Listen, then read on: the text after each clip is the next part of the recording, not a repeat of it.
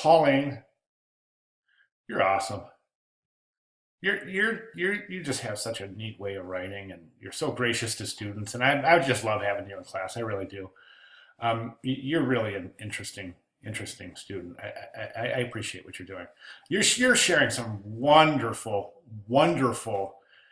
critique with your classmates, and it's such a pleasure. And I hope that those students that are watching appreciate this, because having Pauline in class is like having a second instructor, and it's just really refreshing. I love what you're doing.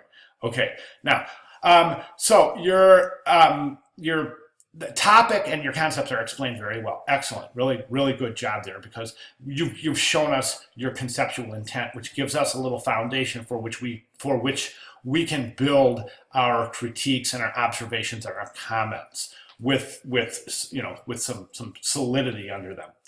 So let's talk about your intent. Let's talk about the sketches and how do they relate to the writing. So in your writing, you're saying series of interviews about this book, Survivors, contains message to all those who have suffered sexual assault. It represents a way to say, I'm sorry for the pain, healing process. Okay. And then you have, but my question is I am wondering if this, you know what, let me do something real quick. I'm wondering if that is it because what I would like to see is I'd like to see some reasoning and some intent behind some of these decisions. Let me take a real quick look here. And that's the spreads. Okay, so I'm gonna keep those open because I want to talk about those in a second. But so in other words, we want to take this sketch right here, and I'd like you to say, okay, this is my concept, and it has to do with those who have suffered sexual assault. But why this typeface? Why the combination between this all cap sans and then this kind of scripted?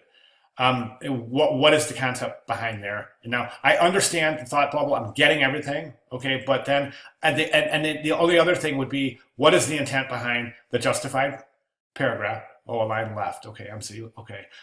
I want to mention something here. And then you have your Q&As, which are very clearly marked. End of paragraphs, beginning of paragraphs, new questions and answers, indent shown very nicely. So really good job. And then the answers, you're showing that, there's the end of the paragraph, and really good job demarcating ends and beginnings of topics. This is great. Nice.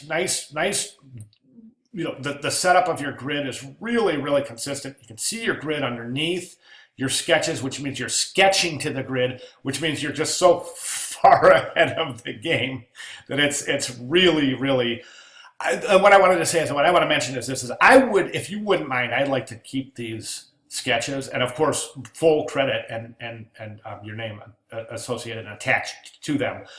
But this is like just one of the best sets of sketches I've seen for this assignment, because they're just explaining everything. And thank you for showing the rest of the class how a professional rough sketch would start. Showing, so this goes to your AD, and he or she doesn't have to, get back to you to ask you what is the intent here, because you're clearly showing it, describing it, explaining it, and drawing it. Good job here showing the ends of paragraphs, beginning of paragraphs here. So those of you watching, this space right here would indicate a new paragraph.